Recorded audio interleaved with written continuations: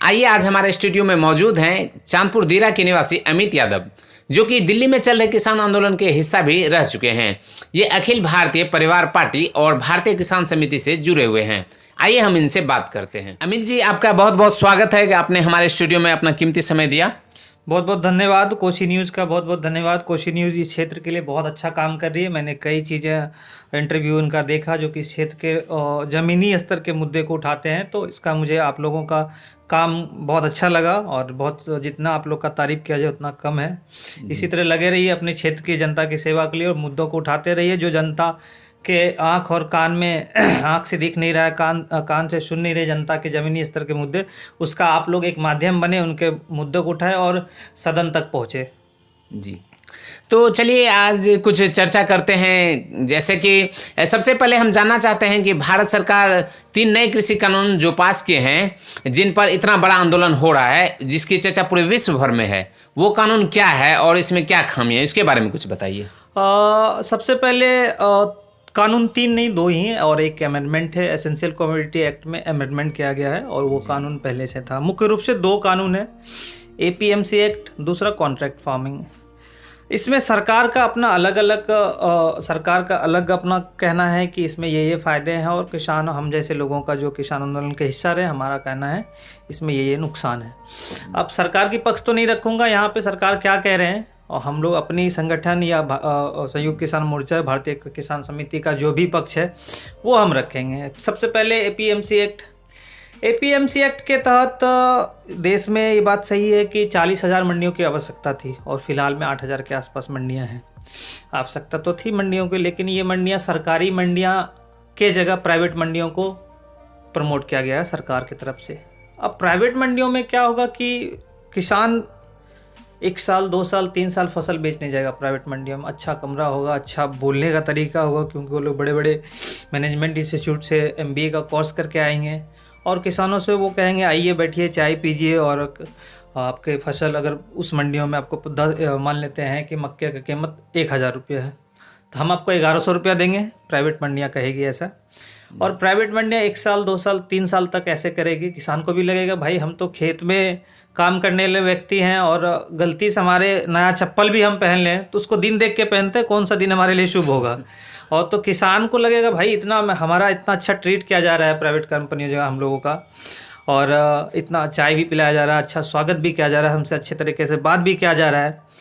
तो ऐसे करके किसान बार बार सरकारी मंडियों को छोड़ के प्राइवेट मंडियों की तरफ जाएगा। 2 साल 3 साल बाद क्या होगा, सरकारी मंडियाँ ख़त्म हो जाएगी, उसके पास कोई नहीं जाएगा, तो बेसिकली मंडियाँ तो ख़त्म ही होना ऑब्वियसली। ठीक है, उसके बाद क्या होगा कि मंडियाँ अकेला बचेगी मार्केट में, प्राइवेट मंडियाँ। अब वो अपनी मनमानी शुरू कर देगी, भैया 1100-1100 का है, आपका क्वालिटी लो है, आपको 900 में देना है तो दीजिए, नहीं तो आप फिर घर जाइए। ठीक है, क्योंकि वही जो मंडियाँ 2 साल पहले 3 साल पहले उसको चाय पिला के बैठा के 100 रुपया ज़्यादा देता था, किसान का उस बेचारे के पास क्या कोई चारा नहीं होगा, फसल तो अपना उपजाया है तो कहीं जाएगा बेचेगा ही। जैसे आप प्राइवेट टेलीकॉम कंपनियाँ आई तो BSNL ख़त्म हो गई, प्राइवेट स्कूल्स के आने से सरकारी स्कूलों का अस्तित्व ख़त्म के लगभग होने के कगार पे है। सरकारी स्कूलें अपना काम कर रही है बखूबी, सरकार भी अपना काम कर रही है, लेकिन आज बच्चे जो हैं ग्रामीण क्षेत्र के या शहरी क्षेत्र के बच्चे सरकारी स्कूल में जाने के लिए तैयार नहीं है, उसको प्राइवेट स्कूलों में भेजा जाए। और प्राइवेट स्कूलें अपने मनमाने ढंग से फीस वसूल कर रही है, मनमाने ढंग से अपना सारा चीज़ कर रही है। आपको ड्रेस भी लेना है उसी स्कूल से लेना है, जूता भी लेना है उसी स्कूल से लेना है, सारी चीज़ें लेना है और आप कुछ कर भी नहीं सकते हैं उसका, आपको देना पड़ेगा, क्योंकि बच्चों का एजुकेशन इंपॉर्टेंट है। आप कमाते हैं बच्चों को पढ़ाने के लिए, अच्छा खाना देने के लिए, आप उसका एजुकेशन को रोक नहीं सकते। ठीक उसी तरह प्राइवेट हॉस्पिटल कर रही है। आपने कोविड के टाइम में देखा होगा कि हॉस्पिटल में जो भी पेशेंट एडमिट हुआ उसका 15-15 लाख 20-20 लाख का बिल आया, आप लोगों ने भी देखा होगा। जब कोविड का उस समय ना कोई वैक्सीन था ना कोई इलाज था, तो 20 लाख का बिल किस लिए आ रहा है, किस बात के लिए आ रहा है? तो ये सारी चीज़ें भी वही चीज़ें हैं जो एपीएमसी एक्ट के तहत है। ये सारी चीज़ें होगी आने वाले टाइम में, और सबसे बड़ी बात कि ये चीज़ें बिहार में भी लागू है, उस पर मैं बाद में बात करूंगा। तो मैं ये कहना चाहूँगा कि प्राइवेट मंडियाँ आने से सरकारी मंडियाँ ख़त्म हो जाएगी और आने वाले टाइम में प्राइवेट मंडियाँ मनमानी करने लगेगी। दूसरा है कॉन्ट्रैक्ट फार्मिंग। कॉन्ट्रैक्ट फार्मिंग में मान लेते हैं किसान, यहाँ पे तो छोटे छोटे किसान हमारे क्षेत्र में, ज़्यादातर किसान छोटे ही हैं, जिसका 2 बीघा 3 बीघा खेती है, और वो 10-20 किसान मिलके 100 बीघा या 50 बीघा किसी कंपनी के साथ कॉन्ट्रैक्ट किया। मान लेते हैं आलू का रेट आज 10 रुपया है, कॉन्ट्रैक्ट कर लिया, या अनुमान के हिसाब से इस बार 10 रुपया रहने वाला आलू का रेट, किसान तो कॉन्ट्रैक्ट तो कर लिया जी। उसके बाद जब आलू उखाड़ा उस समय रेट 15 रुपया हो गया, 5 रुपये का नुकसान तो किसान का होगा जी, और क्योंकि पहले कॉन्ट्रैक्ट कर चुका है उसके साथ। उस 5 रुपये के लिए किसान कहाँ जाएगा? कोई चारा नहीं, उसका कोई कानून नहीं है, कोई नियम नहीं है। तो यही चीज़ें हैं कि कॉन्ट्रैक्ट फार्मिंग में कि इसका ये जो लूप होल है इसको ठीक करने की आवश्यकता है। तीसरा essential commodity act. Essential commodity act के तहत 1955 का जो एक्ट था नेहरू कैबिनेट के द्वारा जो पारित किया गया था कि आप आवश्यक वस्तुओं को भंडारण नहीं कर सकते हैं, लेकिन अभी जो वर्तमान बिल में संशोधन किया गया, तीसरा बिल ये था जिसमें संशोधन करके ये बोला गया है युद्ध और आपदा के समय आप जो है कि भंडारण नहीं कर सकते हैं, बाकी कभी भी भंडारण कर सकते हैं। भंडारण का करने का मतलब क्या होता है कि मार्केट में कालाबाजारी करना होगा। कोई भी चीज़ आप देख रहे होंगे 2014-15 में महिंद्रा एक कंपनी थी, जीप बनाने वाली, कार बनाने वाली कंपनी है, उन्होंने दाल का स्टॉक किया। ये बिहार चुनाव 2015 में बहुत बड़ा मुद्दा भी बना था, आप लोग को अगर याद होगा तो, कि दाल की कीमत 250-300 रुपया तक पहुंच गया था। अच्छा हाँ, क्योंकि भंडारण के वजह से। तो बाद में कुछ मीडिया चैनलों ने उसका राज खोला तो पता चला ऐसे ऐसे बात है। ठीक उसी तरह आज के समय भी प्याज भंडारण हो जाता तो अचानक मार्केट में 100 रुपया किलो तक पहुंच जाता है प्याज। तो भंडारण का मतलब ही है कि कालाबाजारी को एक बढ़ावा देना। भंडारण उस स्थिति में किया जाए जैसे कि बिहार में मक्का सबसे ज़्यादा उपज होती है, या पूरे राष्ट्रीय स्तर की बात कर लें, पूरे भारत में मक्का अगर हमारे इस उपज के हिसाब से हमारे पास सरप्लस है, तो सरकार एक क्राइटेरिया दे दे कि इतना मक्का इस बार आप भंडारण कर सकते हैं, या तो उसको एक्सपोर्ट कर दिए दूसरे देशों को। अगर आप भंडारण की बिना किसी क्राइटेरिया को अनुमति दे रहे हैं तो ऑब्वियसली काला बाजारी शुरू होगा, लोगों को महंगाई का सामना करना पड़ेगा। इसीलिए राकेश टिकैत जी बार बार जो कहते हैं कि तिजोरी का सामान नहीं बनने देंगे अनाजों को, वो इसीलिए कहते हैं क्योंकि आज भी हमारे और आपके घर में एक परंपरा है कि हम, आपकी मम्मी दादी जो भी होंगी, कि जब भी घर में खाना बनता है 2 आदमी का एक्स्ट्रा बनता है, क्योंकि उन लोग जानते हैं कि कोई भी बाहर से बाट बटोहिया राह चलते कोई आदमी पहुंच जाए, किसके नसीब में क्या खाना है खाना, लेकिन ये प्रचलन उन्हें खाना मिल जाए, लेकिन ये प्रचलन हमारे शहरी क्षेत्र में नहीं है। अगर 2 आदमी पहुंच जाए उसके यहाँ तो माथा भारी हो जाता है, भाई दो लोगों का कैसे खाना हम बनाए, तो बहुत भारी बात हो जाती है। लेकिन अगर खाने की चीज़ों को आप तिजोरी का चीज़ बना देंगे तो वो तिजोरी में ही रहेगा, और जितनी ज़रूरत पड़ेगी उतना ही निकालेंगे आप, ये परंपरा भी ख़त्म हो जाएगी। ये था ये तीनों बिलों की बात। अब इन तीनों बिल के बाद की जो बात है उसके बाद MSP की बात है। अगर सरकार ये कह दे कि इतना MSP की हम गारंटी देते हैं, तो APMC एक्ट के तहत जो प्राइवेट मंडियां हैं वो भी मनमानी नहीं कर पाएगी, उनको तो खरीदना ही पड़ेगा। कॉन्ट्रैक्ट फार्मिंग में भी कॉन्ट्रैक्ट फार्मिंग में जो कॉन्ट्रैक्ट किया वो ठीक है, लेकिन जो MSP रहेगा, एक प्रावधान और डाल दे उसमें जो MSP रहेगा उसी पे खरीदा जाएगा उस टाइम का MSP पे, और नहीं तो जो कॉन्ट्रैक्ट देख लिया जाएगा कंपेयर करके MSP से रेट ज़्यादा है, कॉन्ट्रैक्ट जितना रेट पे कॉन्ट्रैक्ट हुआ वो ज़्यादा है या ये ज़्यादा है, जो ज़्यादा हो किसानों को खुला छूट दे कि इस रेट पे आप बेच सकते हैं। ये MSP और तीनों कृषि कानून को वापस लेने की लड़ाई है। अब मेरे ख्याल से ये तो हमारा एक पक्ष हुआ, दूसरा पक्ष सरकार के अलग अलग तरह के वक्तव्य हैं। ये जो हमारा पक्ष है संयुक्त किसान मोर्चा का, भारतीय किसान समिति का जो पक्ष है वो मैंने रखा। अच्छा, आपसे ये एक दूसरा सवाल है। प्रधानमंत्री जी इस आंदोलन को लेकर संसद में बहस के दौरान आंदोलनजीवी शब्द का प्रयोग किए। आपको नहीं लगता कि आंदोलनजीवी इस आंदोलन में ज़्यादा सक्रिय रहे हैं? देखिए, प्रधानमंत्री जी बहुत सम्मानीय हैं, मैं भी इसका रिस्पेक्ट करता हूँ। वो पूरे देश के राष्ट्रपति प्रधानमंत्री हैं, माफ़ कीजिएगा। और वो जिसने उनको वोट दिया उनका भी प्रधानमंत्री, जिसने नहीं दिया उनका भी प्रधानमंत्री है। लेकिन उनके द्वारा आंदोलनजीवी शब्द का प्रयोग करना थोड़ा सा मुझे लगता है उनके वक्तव्य को सुधार के बोलना चाहिए। उनका वक्तव्य को पूरा देश सुनता है, बच्चे सुनते हैं और कई लोग अमल भी करते हैं। और संसद में वक्तव्य देने का मतलब है सारा चीज़ रिकॉर्ड पे जाता है। आंदोलनजीवी शब्द का मतलब है कि आप थोड़ा सा पीछे चलते हैं इतिहास में, प्रधानमंत्री जी को भी मालूम होगा ये सारी चीज़ें, ऐसा नहीं कि मैं बोल रहा हूँ तभी ये बात होगी। 74 में जेपी आंदोलन हुआ था बिहार में। जेपी आंदोलन का ही उपज था लालू यादव, नीतीश कुमार, शरद यादव, सुशील मोदी, और वो आंदोलन जयप्रकाश नारायण ने शुरू किया था। उस आंदोलन में उन समय का जनसंघ जो आज की भाजपा है और लेफ्ट दोनों मिलके इसका समर्थन किया था कांग्रेस के खिलाफ। कुछ साल पहले अन्ना आंदोलन हुआ था दिल्ली में, उसमें भाजपा पूरी तरह एक्टिव थी, आरएसएस भी एक्टिव थी पूरी तरह। तो क्या जेपी आंदोलन का जो नेता है सुशील मोदी, उसको आंदोलनजीवी कहा जाए? या भाजपा जो अन्ना हजारे को अपने हथियार बना के प्रयोग किया अन्ना आंदोलन के तहत, तो क्या कहा जाए भाजपा सत्ताजीवी है?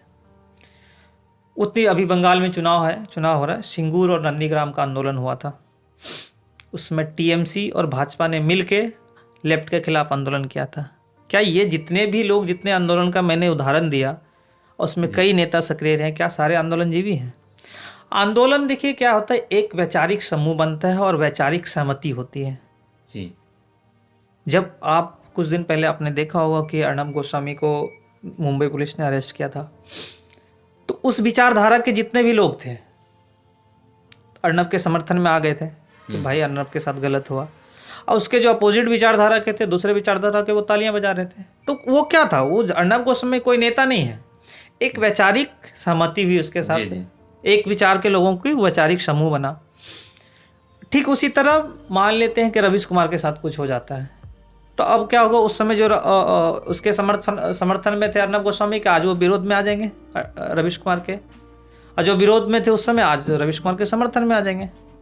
तो ये कहने का मतलब बेसिकली ये है कि विचारों की सहमति को आप नहीं रोक सकते। इंसान को रोक सकते हैं, बैरिकेटिंग लगा दिया आपने, आपने पानी के बौछारे कर दिए, कटीले तार लगा दिए, उसको तो आप रोक सकते हैं, लेकिन वैचारिक सहमति को कैसे रोक सकते हैं? वो तो सोशल मीडिया का जमाना है।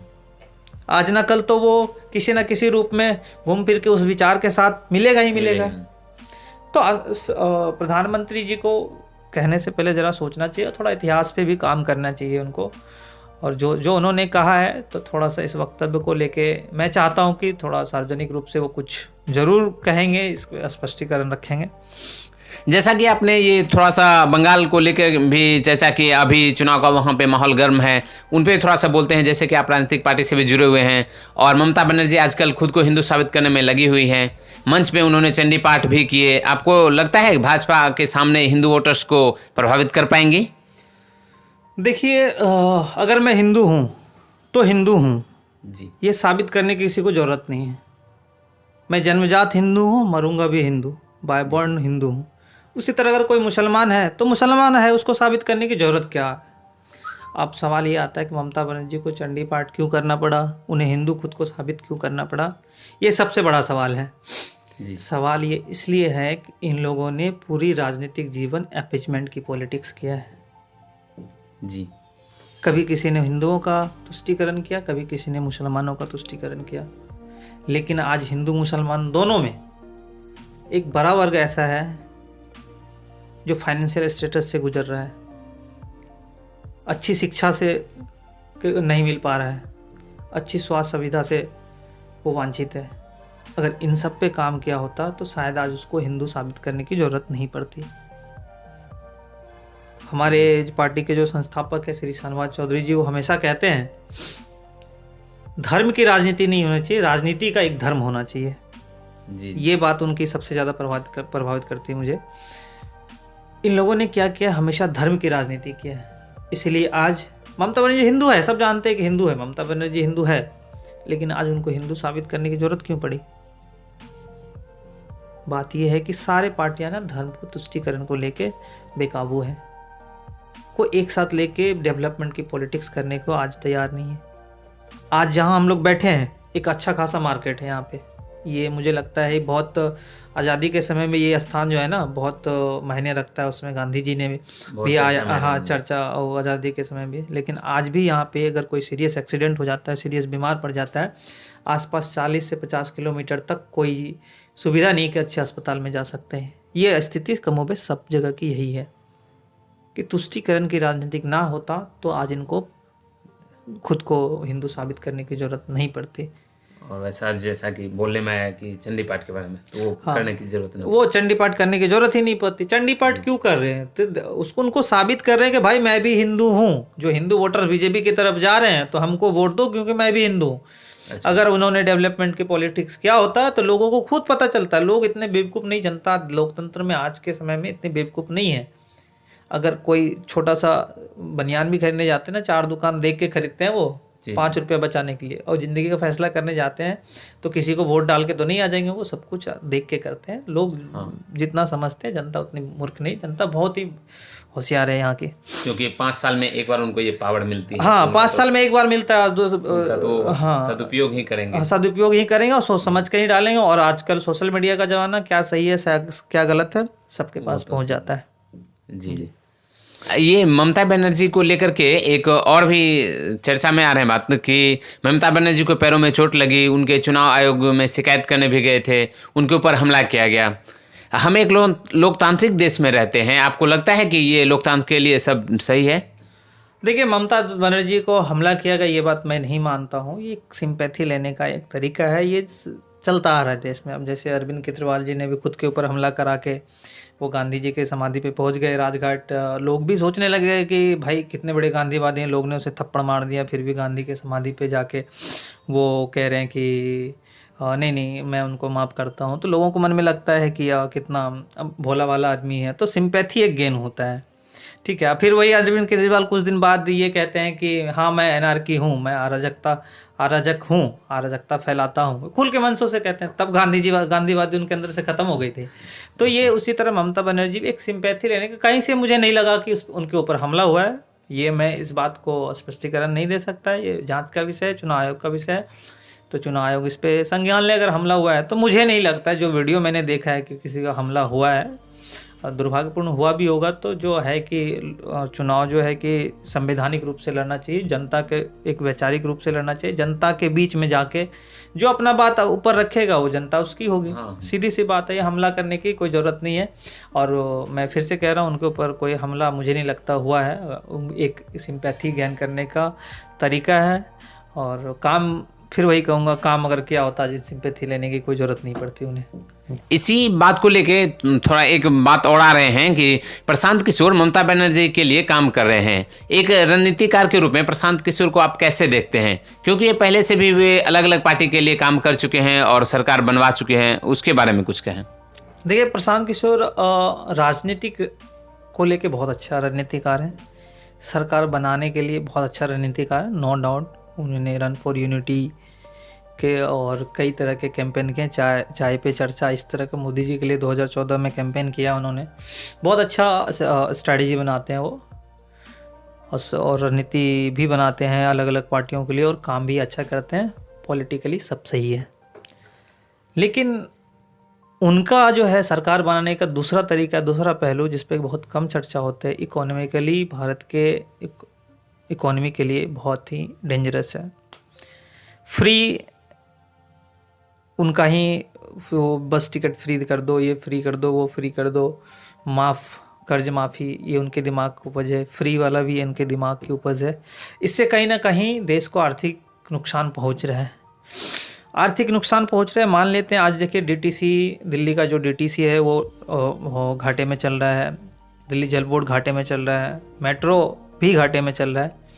जो चीज़ें घाटे में चल रहा है तो उसको क्या सरकार, केजरीवाल या कोई भी सरकार हो, या मोदी जी भी हो, कोई भी हो, वहाँ पे वो किसी के खेत में मजदूरी करके पूरा तो करेंगे नहीं जी, वो तो कहीं ना कहीं जनता से वसूलेंगे। हाँ। उदाहरण के तौर पर जैसे पेट्रोल का दाम महंगा हो गया, केंद्र सरकार ने एक्साइज ड्यूटी बढ़ा दिया और राज्य सरकार ने वेट बढ़ा दिया जी। अगर आज बैलेंस रेवेन्यू आता, फ्री नहीं करते, जो सामर्थ्यवान लोग हैं उसको दिया जाता, या फिर लोन माफ़ी, जो जितने भी लोन माफ़ी वो एक तरह से एनपीए में कन्वर्ट हो जाता है। माफ़ी मतलब एनपीए में कन्वर्ट हो गया हो, उसका वो जनता के बीच में गए, वो वहीं पे रह गया, उसका कोई यूज़ नहीं हुआ सरकार के अकॉर्डिंग, हमारे आर्थिक दृष्टिकोण से देखें तो मैं ज़्यादा टाइम नहीं लूँगा, यही कहूँगा कि अच्छे रणनीतिकार हैं वो, नो डाउट, सभी कहते हैं, मैं क्या सभी कहता हूँ, लेकिन आर्थिक तौर पे वो थोड़ा सा देश को नुकसान पहुँचा रहे हैं, और उसके अलावा भी अगर कुछ कर सकते हैं तो उनको ज़रूर करना चाहिए, क्योंकि फिर से वही कहूँगा कि बैलेंस रेवेन्यू आना चाहिए और बैलेंस इकोनॉमी चलना चाहिए। अंत में घूम फिर के जनता की जेब पे ही उसका असर पड़ता है।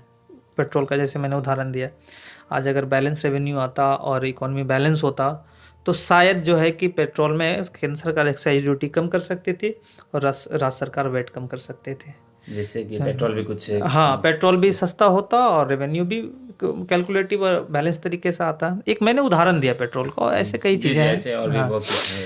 हाँ। अंत में हम चाहेंगे कि आप अपना पूरा परिचय दें और अपना दायित्व के बारे में बताएं। मेरा नाम अमित यादव हुआ, जैसा कि आप लोग जानते हैं, और मैं इसी कटिहार जिले का ग्राम दीरा चंदपुर का निवासी हूं, और ये वो हमारा जन्मभूमि भी है, कर्मभूमि है। फिलहाल मैं दिल्ली में रह रहा हूं, अखिल भारतीय परिवार पार्टी से जुड़ा हुआ हूं, भारतीय किसान समिति से जुड़ा हुआ हूं, और हमारा एक संगठन, जैसा कि मैंने आपको पहले बताया, संगठन हम बनाने जा रहे हैं।